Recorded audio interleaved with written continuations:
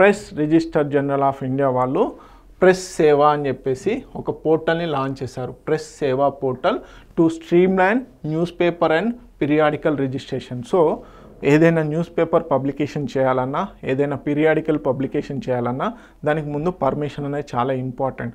So అందుకని చెప్పేసి to streamline the permission, ఏదైతే పర్మిషన్స్ ఉంటాయో వాటిని ఆన్లైన్ చేయాలి, అదేవిధంగా ఈజ్ ఆఫ్ డూయింగ్ బిజినెస్ పెంచాలి అన్న ఉద్దేశంతో ప్రెస్ జనరల్ ఆఫ్ ఇండియా వాళ్ళు మనకి ప్రెస్ సేవా పోర్టల్ని తీసుకురావడం జరిగింది.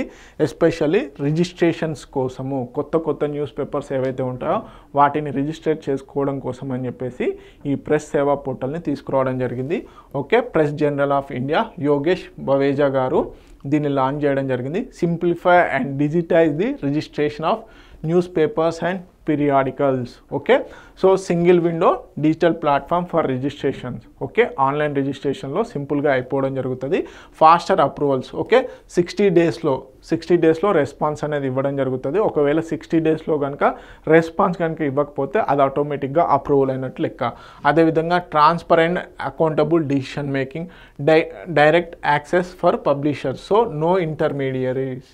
ఓకే, మధ్యవర్తులు ఎవరు లేకుండా డైరెక్ట్గా ప్రెస్ జనరల్ ఆఫ్ ఇండియాకి సంబంధించినటువంటి ఈ ప్రెస్ సేవా పోర్టల్ ఏదైతే ఉందో దాంట్లో రిజిస్టర్ సంబంధించిన అప్లికేషన్ వేయొచ్చు అన్నమాట.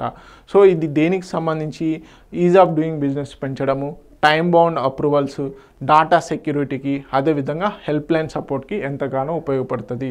సో దీనివల్ల ఏం ఇంపాక్ట్ అవుతుంది అంటే ప్రధానంగా digital India mission, is of doing బిజినెస్ని పెంచడం జరుగుతుంది. అదేవిధంగా మీడియా గవర్నెన్స్ ట్రాన్స్పరెన్సీని పెంచడం జరుగుతుంది. తర్వాత small regional and digital publishers ఎవరైతే ఉంటారో, ఇప్పుడు ఏదైతే సోషల్ మీడియా ప్రపంచంలో ఈ స్మాల్ రీజనల్ అండ్ డిజిటల్ పబ్లిషర్సే ప్రధానమైనటువంటి కీ రోలర్స్గా ఉండడం జరిగింది. సో వీరేంటంటే పబ్లిషింగ్ సంబంధించినటువంటి అనుమతులు తెచ్చుకోవాలి అంటే ఈ ప్రెస్ సేవా పోర్టల్లో సింపుల్గా రిజిస్టర్ అయితే అయిపోతుంది. సో అందుకని చెప్పేసి ఈ ట్రాన్స్పరెన్సీ అకౌంటబుల్ని పెంచేందుకు ఈ ప్రెస్ సేవా పోర్టల్ని లాంచ్ చేయడం జరిగింది. ఎవరు లాంచ్ చేశారు? Press general of India. ఎందుకు? ఆన్లైన్ రిజిస్ట్రేషన్స్ కోసం అని చెప్పేసి ఒక యూనిఫైడ్ ప్లాట్ఫామ్ ఉండాలన్న ఉద్దేశంతో ఈ పోర్టల్ని తీసుకురావడం జరిగింది. ఓకే, తెలుగు మీడియం అభ్యర్థులు ఎవరైతే ఉన్నారో ప్లీజ్ నోట్ ఇట్ డౌన్.